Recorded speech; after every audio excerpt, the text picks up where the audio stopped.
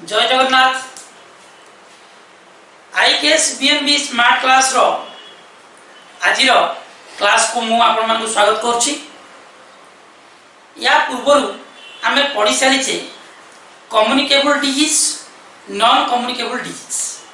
Communicable disease रे आमे पढ़िले प्रोटोजोन डिजीज। प्रोटोजोन डिजीज रे आमे कोन कोन पढ़िले, गोटे हला मलेरिया, गोटे हला अमोइबिक डिसेंट्री। वायरल डिजीज रे आमे पढ़ले कॉमन कोल्ड। बैक्टीरियल डिजीज रे आमे पढ़िले टाइफॉइड, निमोनिया। हेलमिंथिक डिजीज रे आमे पढ़ले आस्कारियासिस और फाइलेरियासिस। नॉन कम्युनिकेबल डिजीज रे आमे पढ़िले कैंसर। आदिर विषय वस्तु होची डिफेंस मेकानिज्म।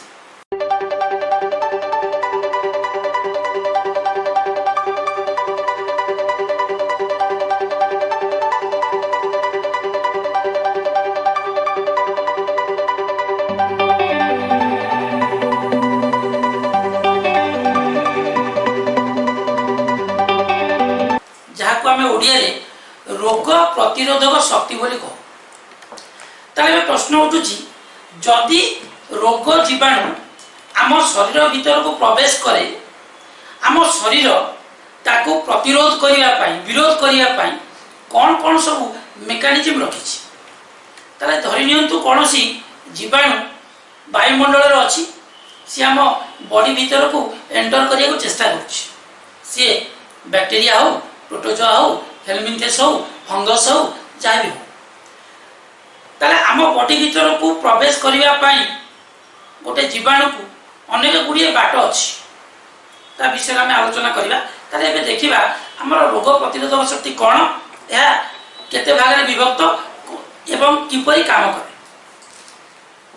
ताले मनुष्यर डिफेंस मेकानिज्म रोग प्रतिरोधक शक्ति को मेनली दुई भागे रे विभक्त करा जायछि। गोटे हला नॉन स्पेसिफिक डिफेंस मेकानिज्म, गोटे हला specific defence mechanism. A non specific defence mechanism को अदरवाइज इनेट और इनबॉर्न और जेनेटिक डिफेंस मेकानिज्म बोली कहा जाए, जहाँ आमे जन्म समय सांगे नहीं आसीचे, या परे नुहे आमे बापा माँ ठारू सांगे नहीं आसीचे।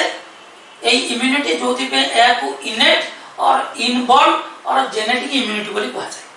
ठीक अच्छे, एबे आमे बुझिबा जे आकु नॉन स्पेसिफिक बोली कहीं कहा जाए ना। It is generalised response without involvement of antibody। कौन ता माने बुझिबा। ताले जेतबेले कोनोसी जीवाणु आम शरीर भीतर को प्रवेश करिया को चेष्टा करूछि, आम शरीर ताको रोकिया को अनेक बाटे चेष्टा करे।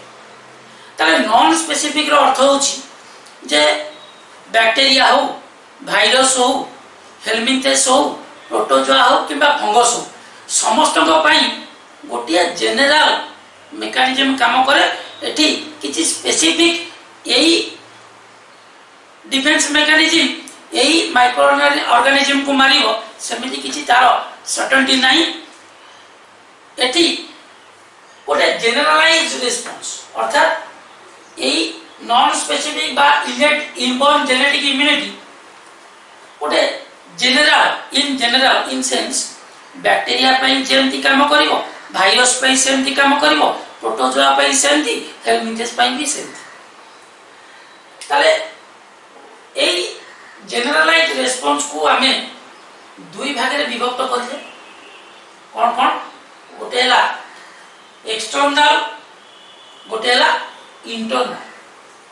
ताले एक्सटर्नल नॉन स्पेसिफिक डिफेंस रे किए आसीबे मन रखु। एक्सटर्नल डिफेंस मेकानिज्म को आम बॉडी रो फर्स्ट लाइन डिफेंस बोली कहा जाए। इंटरनल को आम बॉडी रो सेकंड लाइन डिफेंस बोली कहा जाए। आउ स्पेसिफिक को थर्ड लाइन डिफेन्स बोली कहा जाए। ओके, ताले एई एक्सटर्नल डिफेन्स जहा कि आम नॉन स्पेसिफिक डिफेन्स रो गोटे पार्ट ये दुई भाग रे विभक्त होईची, गोटे हला फिजिकल गोटे हला केमिकल। ताले आम नॉन स्पेसिफिक ता माने ये बैक्टीरिया विरुद्ध रे जेमति काम करूची, भाइरस विरुद्ध रे सेमति, प्रोटोजोआ विरुद्ध रे सेमति। ताले आकु दुई भाग रे विभक्त कराला, एक्सटर्नल आउ इंटरनल। ए एक्सटर्नल अंडर रे की रहिले, गोटे हला फिजिकल गोटे हला केमिकल। ताले ए फिजिकल कोन ना जे निजे उपस्थित रही जीवाणु मान को आम शरीर भीतर को प्रवेश करिया को सुजोग दिए नहीं, से हला फिजिकल। ता भीतर किए जिवे, गोटे जीव स्किन गोटे जीव म्यूकस ग्लैंड। स्किन आउ म्यूकस ग्लैंड एमाने फिजिकल बैरियर भाव रे काम करंती, एमानकर मध्य किछि केमिकल बैरियर काम मध्य रहिछि। ता विषय में देखिबा। ताले एबे टिके बुझिबा कोन दिछि। धरि नबा वायुमंडल रे बैक्टीरिया हो, भाइरस हो किबा कोनसी पैथोजेन एग्जिस्ट करछि, सी चेष्टा करूछि हम शरीर भीतर को प्रवेश करिया पाए। ताले हम शरीर भीतर को प्रवेश करिया पाए कौन कौन सब बाट हो पारे ना, वायुमंडल आउ आम शरीर को अलग करके रखिछि सबुठारु स्ट्रांग लोक जहाँ को आम स्किन बोली कहछे। ता माने जदी स्किन ने कोनसी प्रकार खंडिया किंबा कोनसी प्रकार कट हेई नथिबो, ताहेले से बाट देई कोनसी जीवाणु शरीर भीतर को प्रवेश कर परिबो नाही। जदी स्किन कटि गला तापरे से स्किन बाट देई हम शरीर भीतर को प्रवेश करी पारे। स्किन को छाड़ले आउ को बाट अछि जो बाट देई कि पैथोजेन हम बॉडी भीतर को एंटर कर परिबो। हम बॉडी रे थिबा ओपनिंग्स, हम नाक हेई पारे, पाटी हेई पारे, कान हेई पारे, आखि हेई पारे, या को छाड़ी आउ अनेक प्रकार ओपनिंग अछि जो बाट देई पैथोजेन हम बॉडी भीतर को एंटर कर पारे। ताले एई वायुमंडल रे थिबा जीवाणु हम शरीर भीतर को प्रवेश करि पारु नाही, कारण ताको दीटा फिजिकल बैरियर जगी छथि। किए गोटे ला स्किन गोटे ला म्यूकस मेम्ब्रेन। ताले स्किन मने रखंतु, skin is the largest defence organ of our body.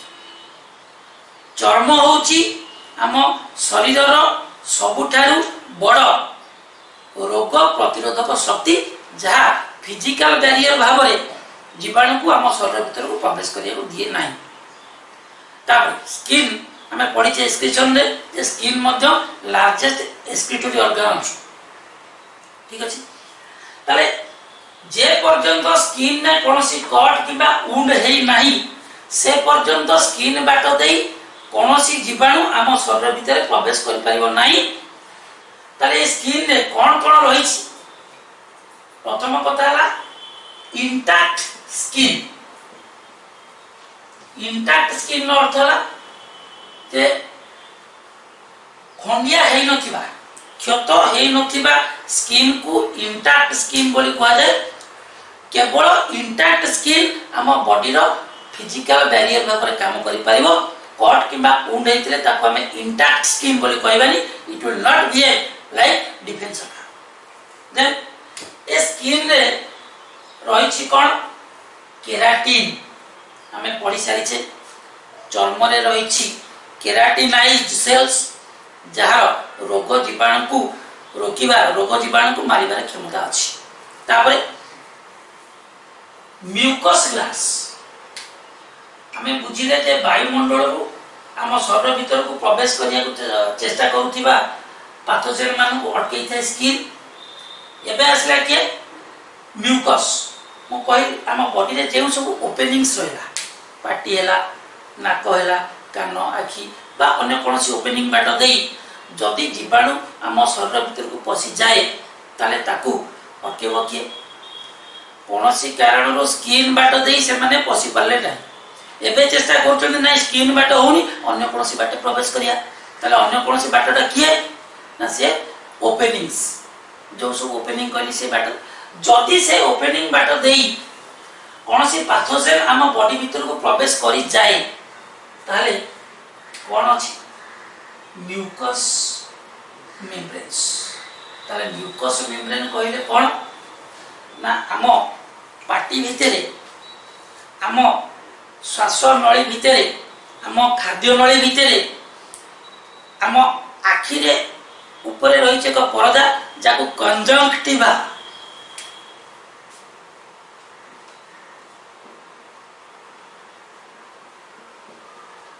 यह मध्य एक म्यूकस मेम्ब्रेन जहाँ म्यूकस जहाँ आम लाल बोली कहूँ क्षरण करता है म्यूकस रो जीवाणु मारिबार क्षमता अच्छी। तेणु जदि कौन कारण कौन ओपनिंग बाट दे आम शरीर भीतर बुकाल कैविटी हो नाजल कैविटी हो आईज हो इयर्स हो ए बाट दे जदि जीवाणु भीतर को पशिगला तथापि सी आम रक्त नली भीतर को प्रवेश करि नहीं। मन रख जीवाणु मानकर लक्ष्य होची आम रक्त संचालन भीतर को प्रवेश करी आमको रोगग्रस्त करवा किंतु ताकू रोकुची किए फिजिकल बैरियर दीटी गोटे है चर्म गोटे है म्यूकस मेम्ब्रेन। चर्म बाटे पारिले नहीं ओपनिंग बाट दे भीतर को गला ओपनिंग बाट दे भीतर को गले मध्य हमर किछि करि परिबो नहीं कारण आम बुकाल कैविटी आम एलिमेंटरी कैनाल आम यूरिनोजेनिटल ट्रैक्ट आम आखिरे थिबा कंजंक्टिवा ए सब रे रहिछि म्यूकस सीक्रेट म्यूकस मेम्ब्रेन जेंतु म्यूकस लाल क्षरण हुए एई लाल जीवाणु को मारी दबार क्षमता अछि। ठीक अछि तले ए पर्यंत हम बुझिले जे स्किन आ म्यूकस ग्लैंड किपर जीवाणु को रोकी थाए।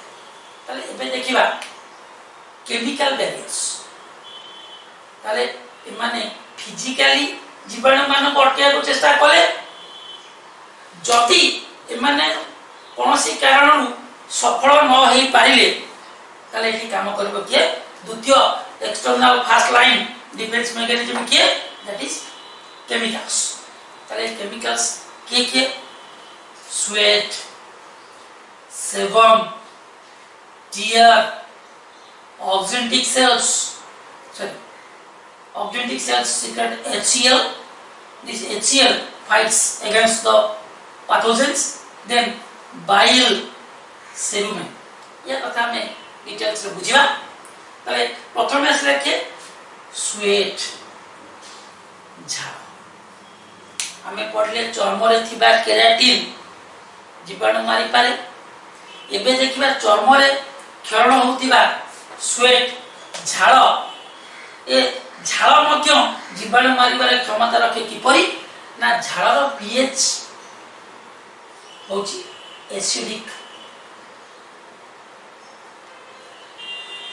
झाड़ जेहेतु अम्लीय तेणु यह आम चर्म उपरे लागुथिबा पाथोजेन मानकु पीएच एसिडिक पीएच अम्लीय पीएच माध्यम रे आम चर्म उपरे थिबा जीवाणु मानकु मारि दे पारे। नंबर 2 आसला कि सेबम।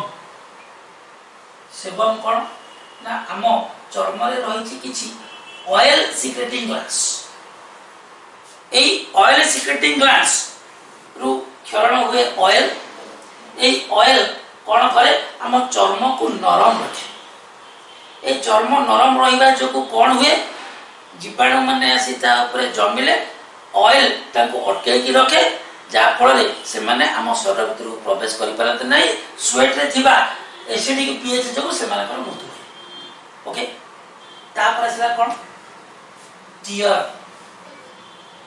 लुह आम लुह रे मध्य रहिछि एक एंजाइम जार ना होछि लाइसोजाइम। आमे आ विषय रे डिटेल्स से पढला लाइसोजाइम ताले ई लाइसोजाइम एंजाइम आम लुह रे अछि आम यूरिन रे अछि आम सालाइवा रे अछि आम बॉडी रे अन्य बहुत गुडी सिक्रेशन रे ए लाइसोजाइम एंजाइम अछि। ए lysozyme has got the capacity of killing the pathogens. ताले आम लुहरे एबे गोटे इंटरेस्टिंग कथा शुणा आपण माने लक्ष्य करथिबे मन रखिथिबे जे जति केतबेले कोनोसी जगह रे आपन का आंगुठरे कोनोसी जगह रे फुटी गला कि कटि गला सिट रक्त बाहरिला संगे संगे आपन को मां किबा बापा कि कोनोसी गुरुजन कोन आंगुठा को पाटे पुरे चुचुम बगा कोन तार अर्थ मन रख पिला माने आम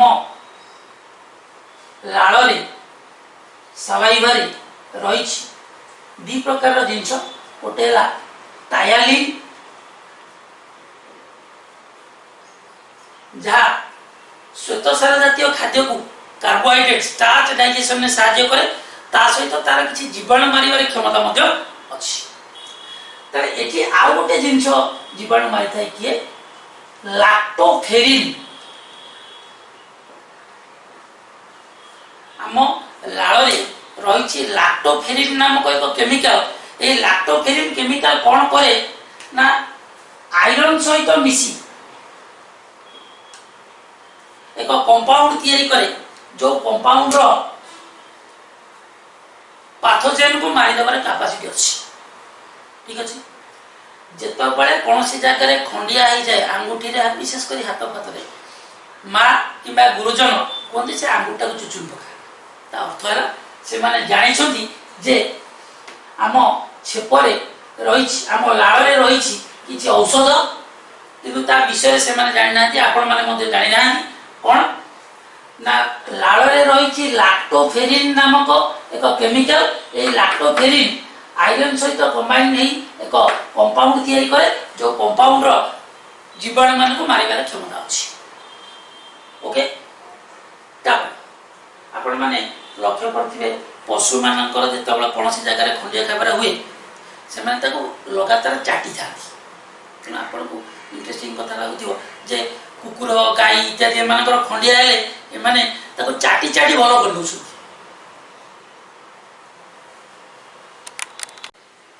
आमे बुझिले जे एनिमल माने मध्ये जानि छथि जे सालाइवा हम लाଳରେ हम पाटी बाहर किबा छेपरे रही एक केमिकल जो केमिकल ना पशु मैंने जानी ना एबे आमे जानले दैट इज लैक्टोफेरिन या आयरन सहित कंबाइन नहीं एक कंपाउंड फॉर्मेशन करे जहाँ पाथोजेन मान को मारी दिए किंबा से मानकर मल्टीप्लिकेशन को रोकी थाए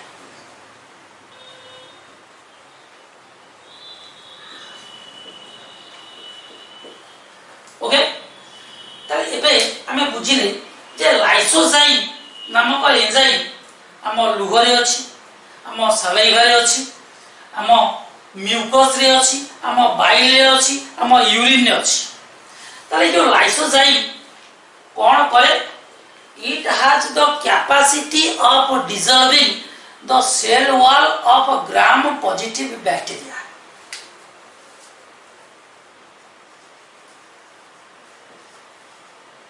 तेबे आपन को मन रे प्रश्न आसीओ कौन है ग्राम पॉजिटिव ना ग्राम पॉजिटिव है जे हमर ग्राम माने साइंटिस्ट तांको ना हिसाब रे बायोलॉजी रे व्यवहार करा जाय लैब रे दुई प्रकार रो स्टेन बा कलर केतेक अछंती बैक्टीरिया जो माने ग्राम स्टेन द्वारा कलर होंती जो माने होंती से माने ग्राम पॉजिटिव जो माने कलर होंती नहीं दे आर ग्राम नेगेटिव जो माने ग्राम पॉजिटिव स्टेन द्वारा कलर्ड होथिबे से बैक्टीरिया मानन को सेल वॉल को डिसॉल्व करी से मान को मारी दबार क्षमता रखुची किए ना लाइसोजाइम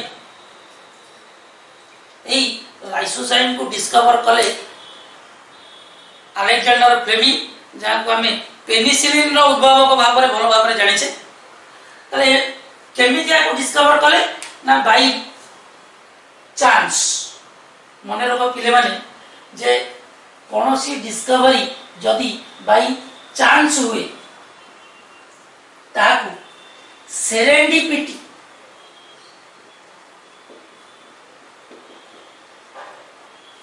ताकू सेरेंडिपिटी बोली कहा जाए ताकू शुद्ध ओडिया रे कहले आळू खोळू खोळू महादेव बाहरा कौन बुझा Alexander Fleming laboratory bacterial culture media तमाने गोटे पात्र में किसी न्यूट्रिशन सॉल्यूशन नहीं से बैक्टेरिया को रिप्रोडक्शन करने छाड़ दी। अलेक्जेंडर फ्लेमिंग को ठंडा होता सर्दी होता भूलवशत से बैक्टेरियल कल्चर उपरे छिंकी दे भाविले बोध हुए बैक्टेरियल कल्चर नष्ट होगा से साइड करके अन्य कल्चर मीडिया रेडी करके एक्सपेरिमेंट कले किछि दिन परे साइड होता से बैक्टेरियल कल्चर को देखिले से आउ बैक्टेरिया ग्रो करू ना अर्थ से छिंकिला बेले नाक एवं पार्टी बाहर कौन जिनिस बैक्टेरिया को रिप्रोडक्शन रोकवा किछि पावर अच्छी जना पड़ा it was the lysozyme which has got the capacity of stopping और inhibiting the multiplication of bacteria. So the credit of discovering lysozyme goes to Alexander Fleming. ताले ये गला हमरो लाइसोजाइम क्लियर। एबे देखिबा ऑक्जेंटिक सेल्स जदि कोनोसी जीवाणु आम पेट भीतर को चली जाए पाटी भीतर दे खाद्य नली रु कोनोसी बाटे चर्म रु म्यूकस रु खसिकी लाइसोजाइम रु खसी चली गला आम आलिमेंटरी कैनाल भीतर पहुंच गला तो आलिमेंटरी कैनाल भीतर कौन हुए ना आम स्टोमाक रे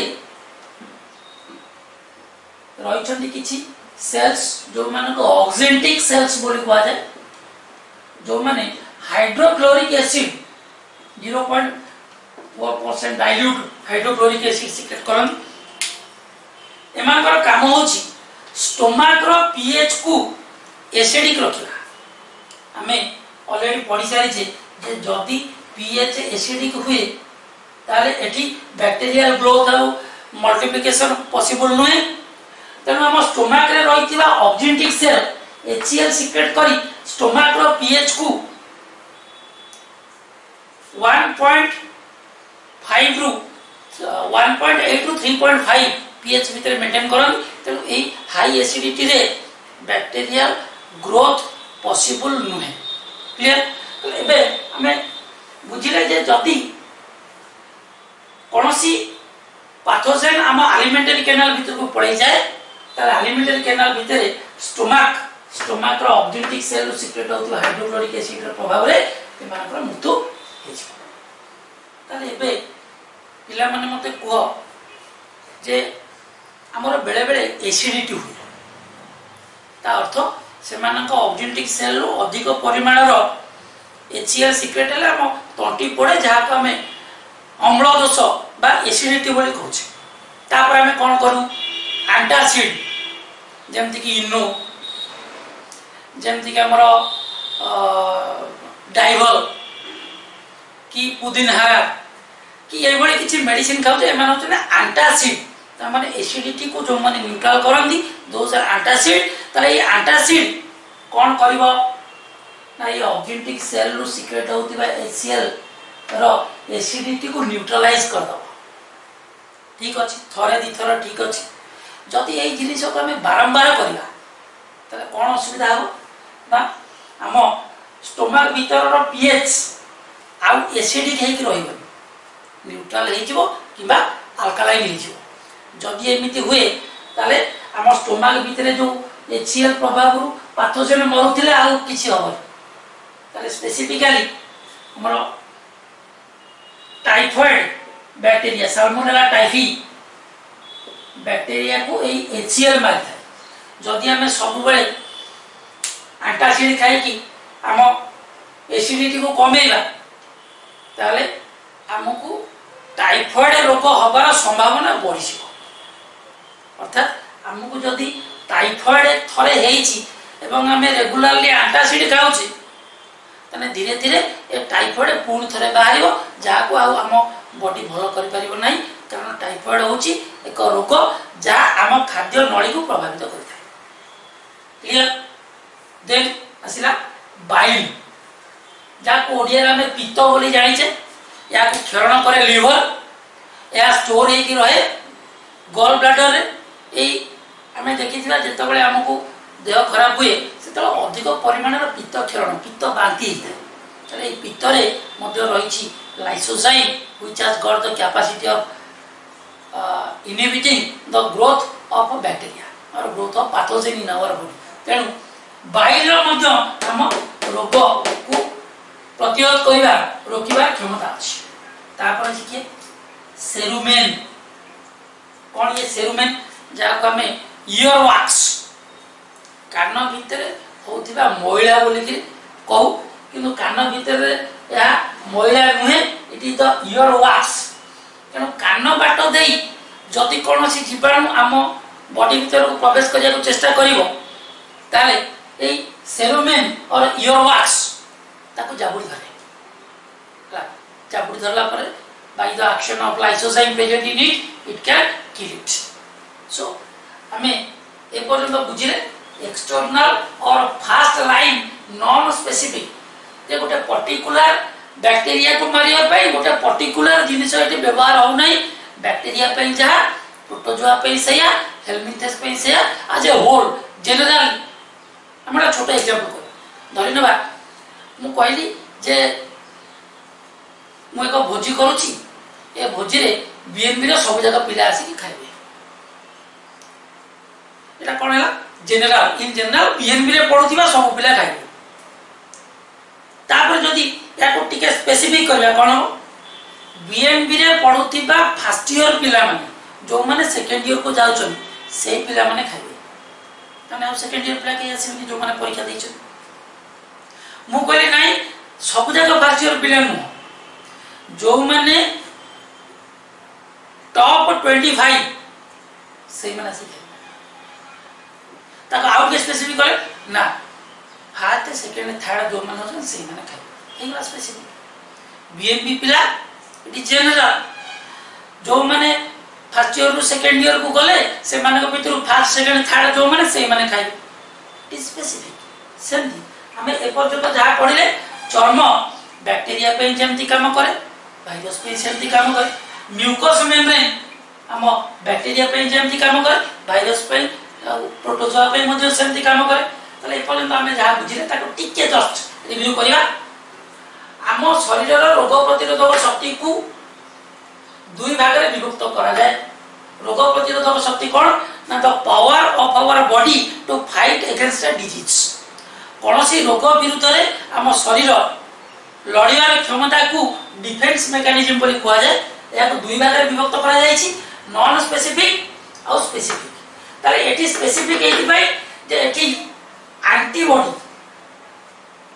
जेतबले हम बॉडी भीतर को कोनोसी जीवाणु प्रवेश करे से जीवाणु को मारिबा पई एक निर्दिष्ट प्रकार केमिकल तयारी हुए जाको एंटीबॉडी बोली कहा जाए एठी कोनोसी एंटीबॉडी व्यवहार हुए नाही in general mechanism skin mucus और केमिकल बैरियर माने जीवाणु विरुद्ध लड़ाई करता किंतु एठी कोन है ना गोटे पर्टिकुलर बैक्टीरिया धरा जाऊ साल्मोनेला टाइफी टाइफॉइड बैक्टीरिया को मारिया पई एक निर्दिष्ट प्रकार रो एंटीबॉडी तयारी हो ता केवल टाइफॉइड बैक्टीरिया को मारि परिबो वायरस किबा प्रोटोजोआ किबा अन्य कोनोसी जीव को से मारि परिबो नाही किंतु एठी ए जनरलाइज रेस्पॉन्स जे बैक्टीरिया पे काम करिवो वायरस पे हेलमिंथेस पे प्रोटोजोआ पे फंगस पे समस्त पे ठीक भाबरे गोटे प्रकार रो काम करिवो ताले या होची हम बॉडी रो जनरलाइज रेस्पॉन्स जे सब प्रकार रोग पे एका प्रकार काम करता ओके ताले या को दुई भाग रे विभक्त करा गला गोटेला एक्सटर्नल गोटेला इंटरनल तमे पछारी होइठी कि आपको एक्सटर्नल काई कोआ गला चर्म हला प्रथम जगवाली जे जीवाणु को भीतर को जीवा को दिए नाही जति सेटु खसी अन्य कोनसी ओपनिंग बाट दे कि भीतर को पसी गला ताकू सेठी रोकिबो किए ना म्यूकस ग्लैंड सिक्रेट होतिबा म्यूकस जति सेटु खसी की पड़े गला तापर एठी केमिकल बैरियर काम करबो किए स्वेट झाळ रे रहिछि acidic pH can stop multiplication of bacteria and other pathogens then sebum हम चर्म रु क्षरण होतबा तेल oil glands secret oil which makes our skin soft and that can catch or keep the pathogens attached to the skin, so they can be easily killed by the acidity.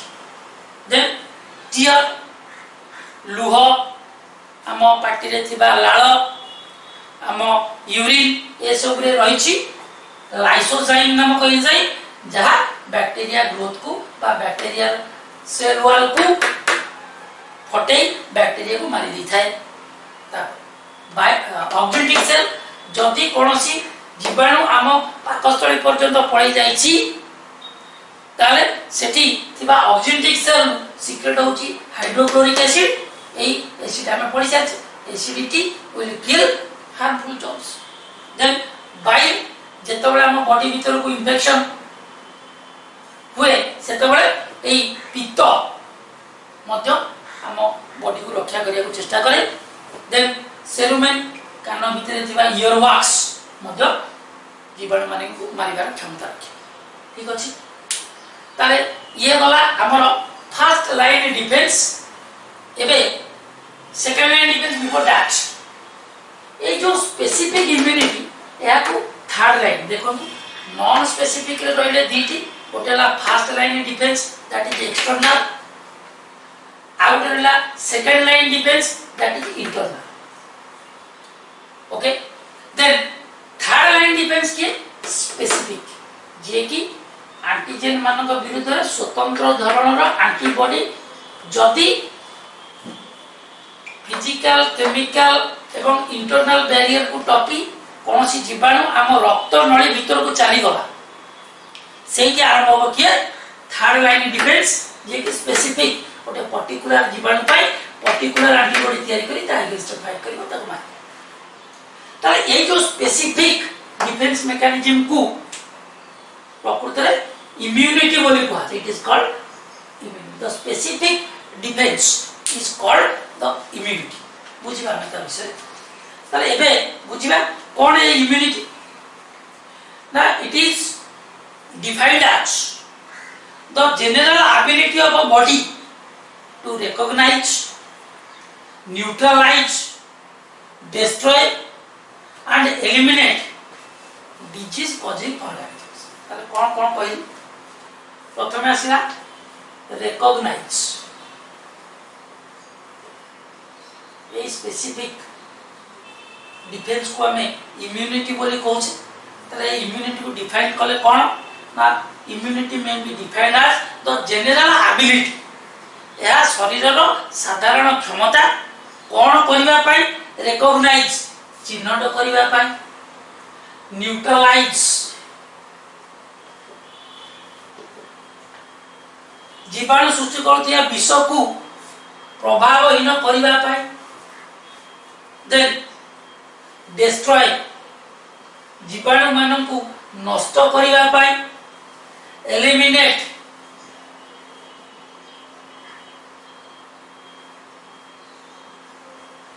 जीवाणु मानकु हम शरीर रु बाहर कर दबा पाई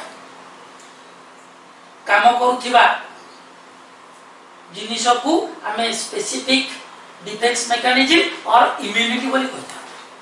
ताले जेउ ब्रांच ऑफ बायोलॉजी रे हमें इम्यूनिटी विषय रे पढ़ी जाऊ ताकू इम्यूनोलॉजी बोली कहा जाए। कौन है इम्यूनोलॉजी ना, the branch of biology which deals with the study of immune system, immune responses to foreign substances and their role in resisting infections.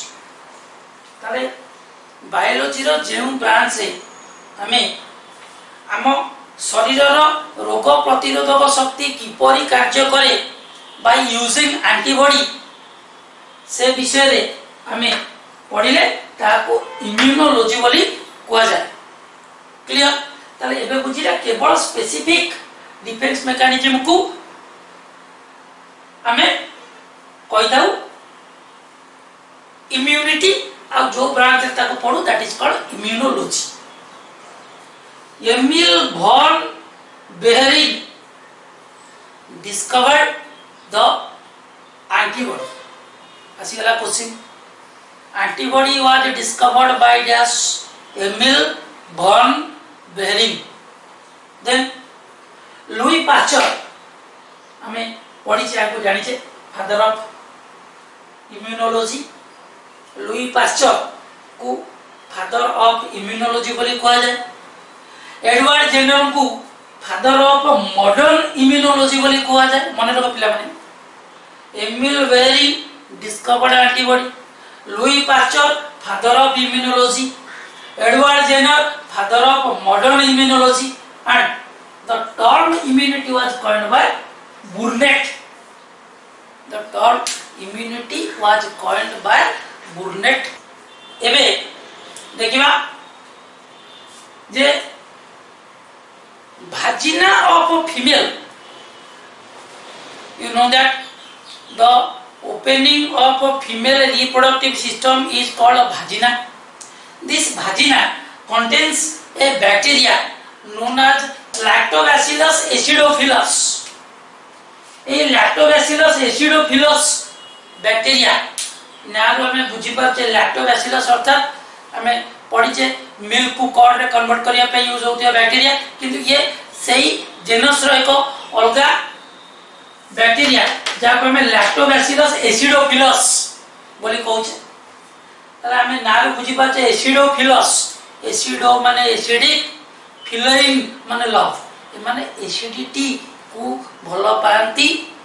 तले फीमेल मानकर भाजिनल पैसेज रे लैक्टोबैसिलस एसिडोफिलस नामक बैक्टीरिया अछि जा ग्लाइकोजेन को लैक्टिक एसिड रे परिणत करे, जा फल रे भाजिनल पीएच एसिडिक हे कि रहे, जा जोको जति भाजिनल पैसेज बाटे कोनोसी बैक्टीरिया बा कोनोसी पैथोजेन एंटर करिया को चेष्टा करे, due to the presence of lactic acid pH is acidic, it will die. So acidic pH minimizes the vaginal infections. Lactobacillus acidophilus bacteria glycogen को लैक्टिक एसिड रे परिणत करी vaginal pH को एसिडिक करी रखे, जा फल रे भाजिना बाट देई कोनोसी जीवाणु प्रवेश करिया को चेष्टा करे, भाजिनार एसिडिक pH जोगु तार डेथ हिसाब। देन एबे आसिला इंटरनल डिफेंस। ओके, ए internal defence acts as the second line defense of our body. ए सेकंड लाइन डिफेंस रे किए रहिबे WBC, श्वेत रक्त कणिका, macrophages, these are modified monocytes type of WBC. Interferons, specialized proteins secreted by the cells infected by virus, details में आलोचना करिया। Inflammatory response, कोनोसी जगह रे पोड़ीबा बिंधीबा ए सब को कहले inflammatory response। फीवर, ज्वर काहे की हुए, ज्वर हमको काहे की हुए ता विषय में पढ़िया। NK cells, natural killer cells, WBC को छाड़ी आउ किछि नेचुरल किलर सेल्स अछनी जो माने रोग जीवाणु अगेंस्ट फाइट करन। देन कॉम्प्लीमेंटरी प्रोटीन्स, जते गुडी प्रोटीन्स अछनी जो माने कर रोग जीवाणु अगेंस्ट फाइट करबार कैपेसिटी अछि। तार एबे प्रथम आसुची किए WBC। Okay,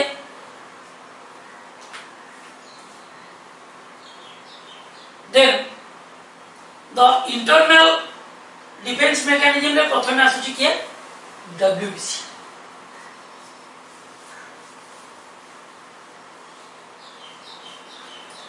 The full form of WBC is white blood corpuscles. यह को leukocytes मध्य कुआ जाए।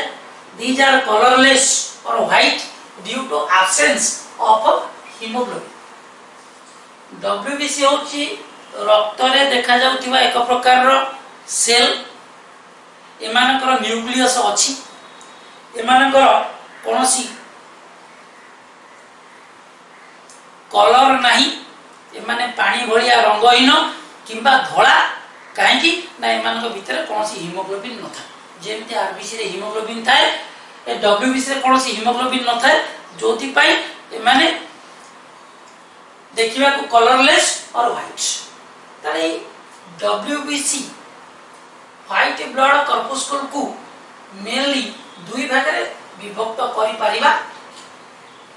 गोटे है ग्रान्युलोसाइट,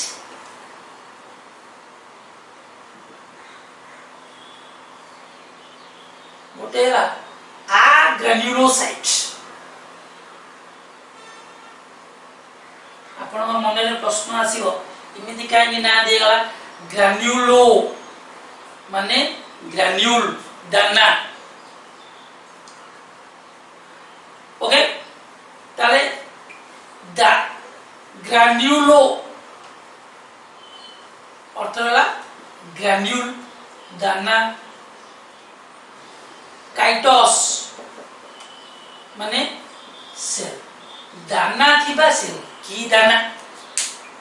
प्रोटीन ग्रान्युल्स जो डब्ल्यूबीसी मानक पाखे protein granules present, those are granulocytes. जो मानक पाखे कौन सी ग्रान्युल नहीं ए माने हेला नॉट ग्रान्युलो माने ग्रान्युल, काइटोस माने सेल। ता अर्थ डब्ल्यूबीसी दुई प्रकार किछि अछनी जो मानक पाखे ग्रान्युल्स अछि दोज आर ग्रान्युलोसाइट, किछि अछनी जो मानक पाखे ग्रान्युल्स नहीं दोज आर आग्रान्युलोसाइट्स। ए ग्रान्युलोसाइट्स रा में का विषय पढिबा गोटेला न्यूट्रोफिल, गोटेला बेसोफिल्स, गोटेला इओसिनोफिल्स। तेबे ए आग्रान्युलोसाइट रे के रहिले lymphocytes and monocytes। हमें पढ़ुचे non specific defence mechanism. Non specific defence mechanism रे गोटे रहला एक्सटर्नल बैरियर, गोटे रहला इंटरनल बैरियर। एक्सटर्नल बैरियर रे पढ़िले हमें skin, mucus, then other component that is physical and chemical barriers। एबे हमें पढ़ुचे internal that is second line defense रो एक number point that is WBC। white blood corpuscles और जहाँ को ल्यूकोसाइट्स बोली कहा जाए, ए leucocytes colourless due to absence of haemoglobin. एमान को दुई भाग रे विभक्त करा जायछि। ग्रान्युलोसाइट्स जो मान पाखे प्रोटीन ग्रान्युल अछि, आ किछले आग्रान्युलोसाइट जो मान पाखे प्रोटीन ग्रान्युल नाही। ग्रान्युलोसाइट से के गले न्यूट्रोफिल्स, बेसोफिल्स, इओसिनोफिल्स एंड आग्रान्युलोसाइट रे लिम्फोसाइट्स एंड मोनोसाइट्स। ए जो लिम्फोसाइट्स अछि एमान ले दुई प्रकार, गोटेला टी लिम्फोसाइट्स,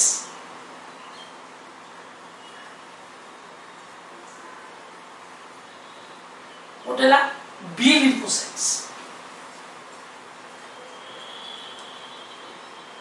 कौन था माने टी स्टैंड्स फॉर थाइमस। हमर एक एंडोक्राइन ग्लैंड होची thymus gland. B stands for bone marrow, अस्थि मज्जा।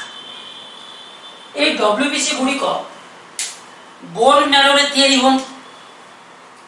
लिम्फोसाइट जदि बोन मैरो रे तयारी हेई, बोन मैरो रे मैच्योर्ड हैला, then it is B for bone marrow। bone marrow रे तयारी हैला, bone marrow रे मैच्योर्ड हैला। T ये तयारी हुए bone marrow रे किंतु मैच्योर्ड हुए thymus gland. Clear? bone marrow रे तयारी हेई, bone marrow रे मैच्योर्ड हुए B lymphocyte। bone marrow रे तयारी हेई, थाइमस ग्लैंड रे मैच्योर्ड हुए T lymphocytes। एबे हमें पढिबा ए माने किपरि हम शरीर को इंटरनल सुरक्षा देखानी। एक नंबर रे पाई पड़छि का न्यूट्रोफिल्स।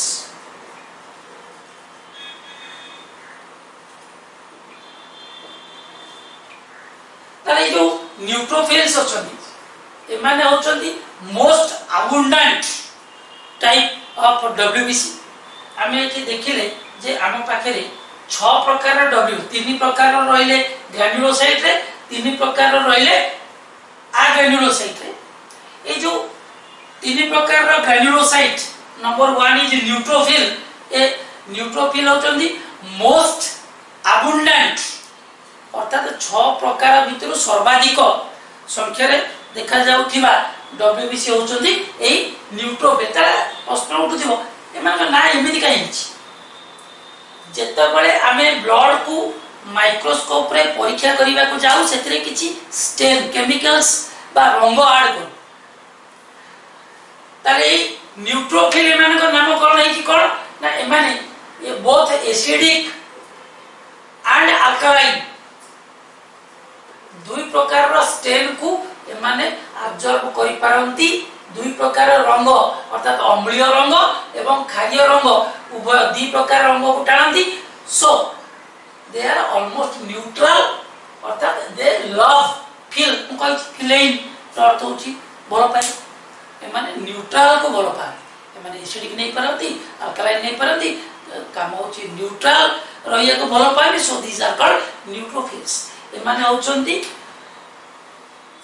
60 रु 65% ऑफ द टोटल डब्ल्यूबीसी ता माने हम शरीर रे डब्ल्यूबीसी केते 5000 रु 10000 पर cubic millimetre of blood average 5300 ताले गोटे क्यूबिक मिलीमीटर रे डब्ल्यूबीसी संख्या 5300 जो मानक भितर 60 रु 65% होचोते न्यूट्रोफिल्स ओके ताले ए न्यूट्रोफिल किपरि हमको सुरक्षा देखानी ना they are phagocytic in nature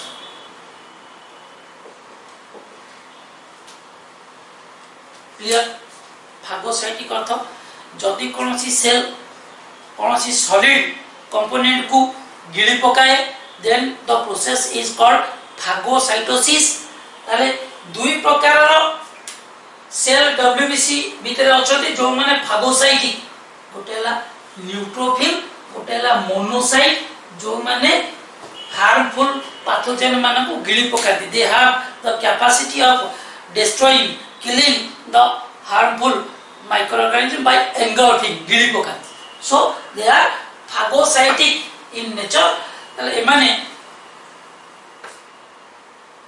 WBC रो 60 रु 65% एमाने फागोसाइटिक इन नेचर जदि एमान हाबुडे रे कोनोसी पैथोजेन पड़े एमाने सीधा सड़क ताको गिली पकई थान ताको मारी दी थांदी सो दे आर फागोसाइट ठीक है 1 मिनिट एबे हमें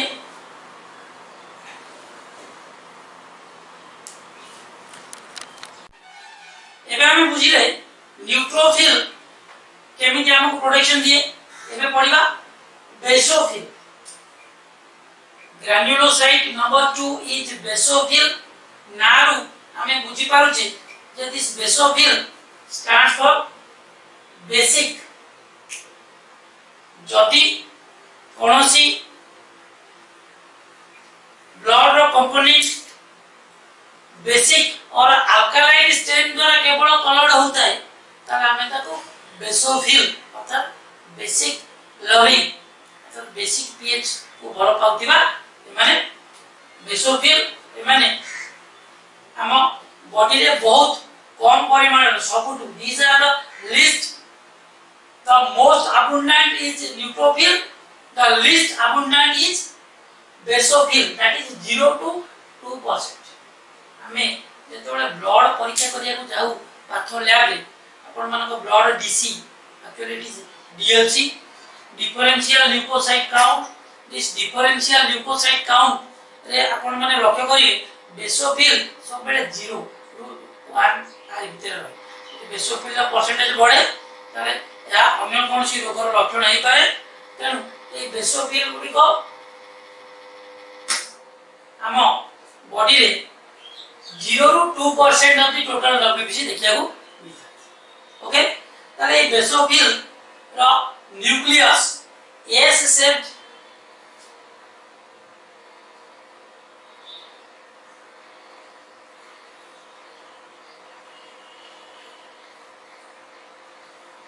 एवं ए बेसोफिल कोन काम करन एबे के डिटेल्स बुझिबा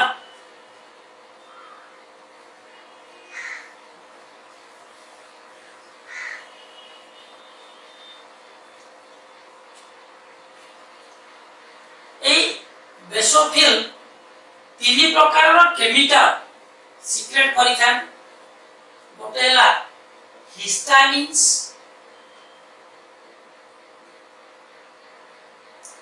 सेरोटोनिन्स एंड हेपारिन प्रथम आसला हिस्टामिन कौन है हिस्टामिन ए हिस्टामिन कौन करे पिले माने देखो धरि नबा ये हैला हम ब्लड कैपिलरी रक्त पैशिक रक्त नळी अति सरू सरू रक्त नळी यारी भितरे आरबीसी अछंती डब्ल्यूबीसी अछंती प्लेटलेट्स अछंती धरि ने जो एई जगह रे आसी जीवाणु पहुंचला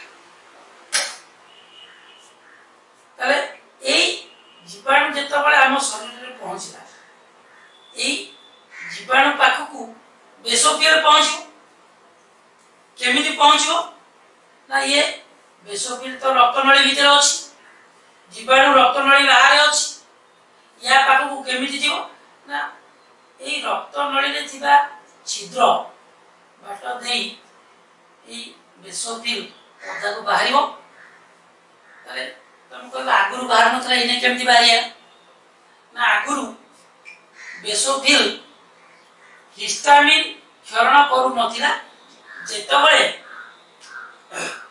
हम बॉडी भीतर को जीवाणु प्रवेश कला सेतबळे या भीतर थिबा बेसोफिल सीक्रेट कला हिस्टामिन्स ए हिस्टामिन कोन कला रक्त नळी रो जो छिद्र अछि से छिद्र को बड़ बड़ कर देला से छिद्र बाट देकी वर्तमान ब्लड रो कंपोनेंट पौधा को बाहर एमाने पौधा को आसी या सेट फाइट करी तेणु हिस्टामिन रो काम कोन हैला ना रक्त नळी रे थिबा छिद्र को बड़ करी दिए जो छिद्र बाटे डब्ल्यूबीसी पौधा को बाहरी जीवाणु एगेंस्ट फाइट करता है एई छिद्र बाट देई डब्ल्यूबीसी पौधा को बाहरीबा प्रक्रिया को कोन कहै जाय डायापेडेसिस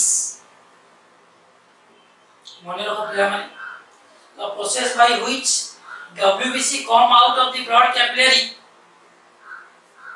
due to secretion of histamines is known as diapedesis. Clear? ताले शरीर भीतर को जीवाणु पसिले जीवाणु को फेस करिवा पाई WBC पौधा को आसीबे केमिति ना बेसोफिल सीक्रेट करिवे हिस्टामिन हिस्टामिन ब्लड कैपिलरी रो वावे थिबा छिद्र को बड़ कर दबो जो बाट दे WBC पौधा को आसीबे एवं pathogen against the fight. The process is known as diapedesis. Number 2 is serotonins. A serotonins कौन? These are neurotransmitter substances. Neurotransmitter substance हम स्नायु संचालन को परिवाहित करुथिबा केमिकल को न्यूरोट्रांसमीटर बोली कहा जाय। एई न्यूरोट्रांसमीटर अनेक प्रकार अछि जेंति एसिटिल कोलिन नॉरएड्रेनालिन सेमि सेरोटोनिन होचे को न्यूरोट्रांसमीटर सब्सटेंस जा हम मूड मानसिक अवस्था सामाजिक व्यवहार भोक हजम निद्रा और सेक्सुअल एक्टिविटीज को कंट्रोल करे। सेरोटोनिन होचे को केमिकल याकू बेसोफिल सीक्रेट करे।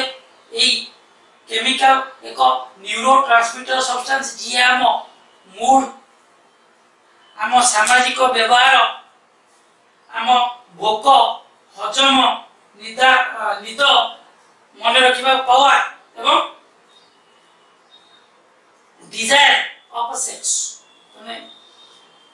A person is having a desire to have a sex is regulated by this chemical known as serotonin secreted by basopil. Then heparin.